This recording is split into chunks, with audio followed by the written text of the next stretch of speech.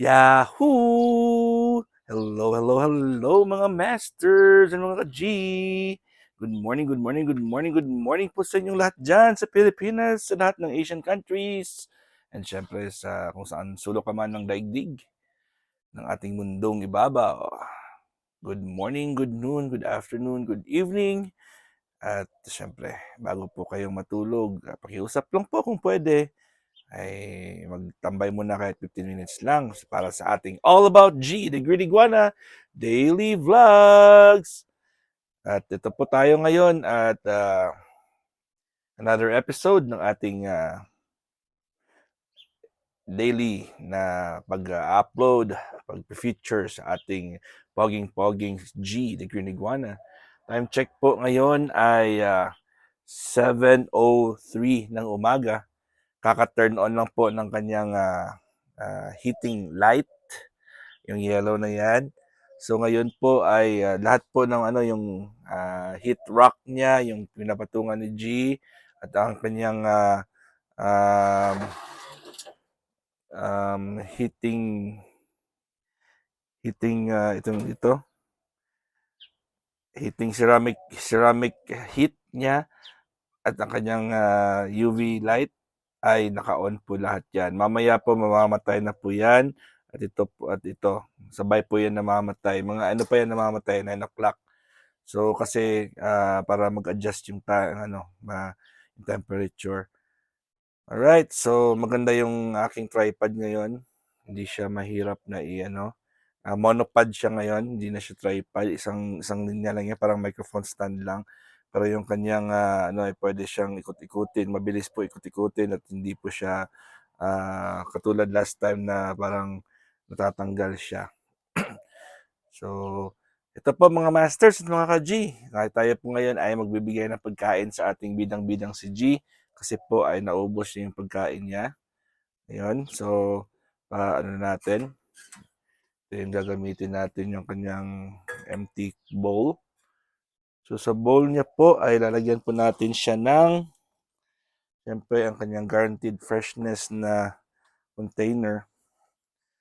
Natin muna to si Gio. Buksan natin ito para meron tayong enough space to work. Ayan. So dito yung bowl ni G natin, empty yan. At ang G natin ay naghihintay na ng kanyang pagkain. Siyempre, fresh na fresh pa rin yan, oh. Fresh na fresh yan. So, maglalagay lang po tayo ng konti. Mamaya ay babalikan natin siya. Kasi parang nalalanta lang siya pag hindi niya maubos talaga. So, ito, nakita niyo may mga moisture yan. Papahiran natin yan para hindi siya madaling, kunin natin yan. Ayan. At syempre, papalitan natin ng cover. Parang, lagyan natin yun sa taas para ma-trap ang moisture. Ayan. So, sarahan natin yan. At meron tayong bagong supplement aside from the ocean minerals na ibibigay sa ating G. At kailangan niya ng calcium. May calcium naman po yung ocean minerals pero yan ang isa sa mga importanteng ibigay sa kanya. So, bibigyan din natin siya mamaya ng kanyang raspberry. Pero so far ngayon, ang pagkain ni G, lalagyan po natin ng calcium without vitamin D3 na dietary supplements. Essential for all outdoor captive reptiles. So, lalagay natin yan. Powder lang naman siya. Powder lang siya. Nabuksan ko na ito kagabi. Powder lang naman yan. So, kuha lang tayo ng konting, ayan, powder lang yan. So, ibubud-bubud lang natin dyan. Sa kanyang dahon. Bubud-bub. Ayan, nagay lang natin yan dyan. Kailangan makain niya kasi very essential po yung calcium sa kanya lalo na at lumalaki na si G natin. Lalagyan natin ng calcium yung kanyang dahon.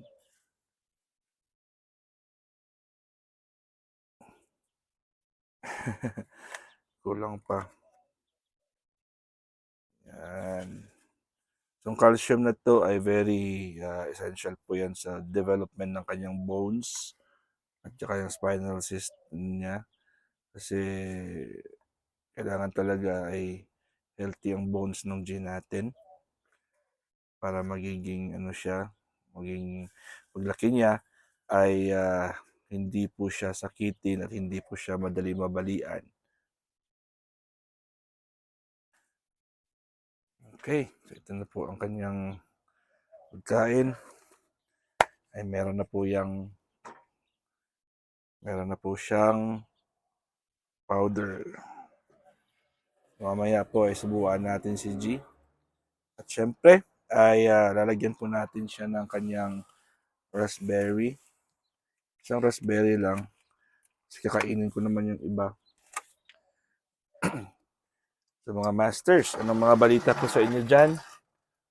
I hope na nasa mabuti po kayong kaligayan ngayon. Ito po yung kanyang raspberry, G. Kain muna tayo ng isa. Breakfast ko rin ito.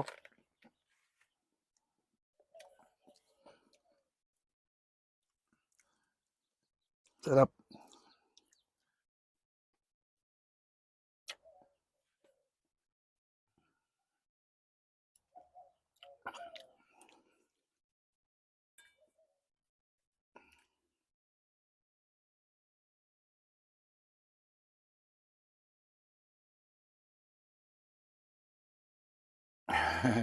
Tulog na tulog pa yung gin natin.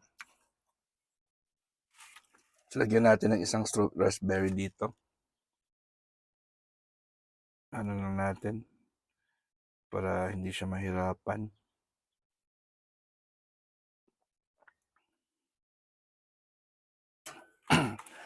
So mga masters at mga ka-G, anong plano nyo ngayong araw na to? Siyempre, umagang-umaga, marami pang mangyayari ngayong araw. Ano ba yung mga balak nyong gawin ngayong araw na to? So, ito po ay lalagay na natin dito sa kanyang clip-on. Yung clip-on niya is madaling lang naman yan. Pasok mo nga ganyan, no? Ayan. Ang tubig niya po ay malinis na malinis pa. Siyempre, natin si G natin, yung swimming pool niya. Lagyan natin ng tubig ang swimming pool ng ating bidang-bidang si G. Kasi kailangan niya ng maligo. Sarahan muna natin yung sa taas. Saraduhan natin. Lalagyan natin ng tubig ang kanyang swimming pool. Yan. Sa tatlong galon ng yan. Tatlong ganito lang naman yan ang kailangan niya. Siyempre, mainit po yan. Lukewarm. Maligam-gam na tubig.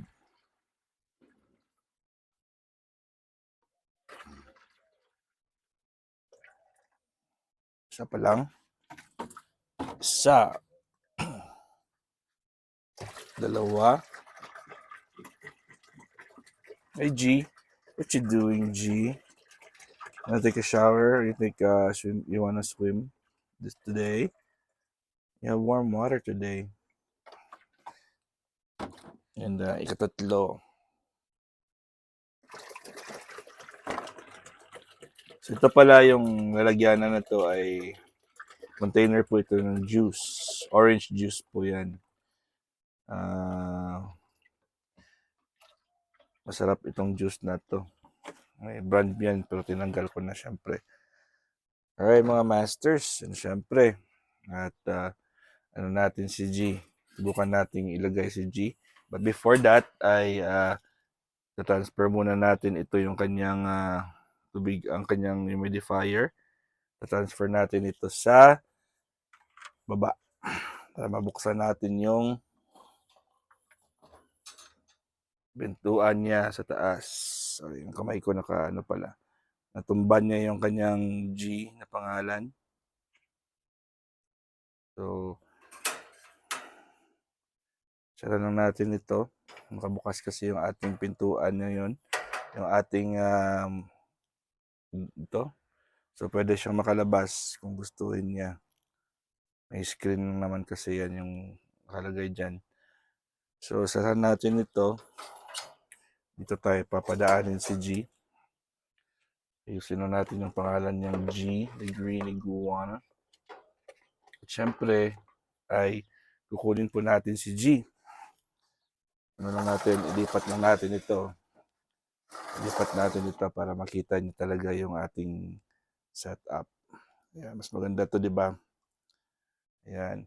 So, kukunin natin si G at ilalagay natin dyan. Hi, G. Good morning, baby. What's up? What's up? What's up, my little boy? Ayan. So, ilagay natin si G sa kanyang swimming pool. Ayan na mismo si G na mismo ang bababa sa kanyang swimming pool. Si G na mismo yung lalapit at bababa po sa kanyang pool. Ayan. Pwede nating i-assist yan. Ganda ng mga ang tunog ng ibon, no? Mga ibon sa labas kasi umagang-umaga po dito. Ayan, mainit-init pa yung tubig.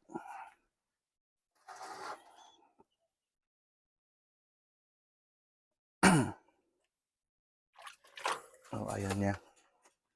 Ayan ang mainit ngayon. Umakyat po si G natin. Meh. Meh. You don't want to take a bath? Don't want to take a bath? Happened. I don't want to take a bath. Okay. So all we're gonna do is feed him something. Here. G. Ayaw yung maligo eh.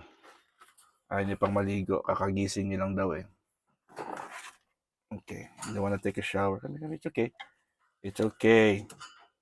It's okay to. It's okay, baby. It's okay. You can take. You can eat na. Oh. Ayan, kakain na si G. Good job at meron calcium yan. Kakain siya. May calcium yan. May calcium. Ito pa oh. Nakita niyo may calcium, di ba? May puting-puting ano yan. Ayun o.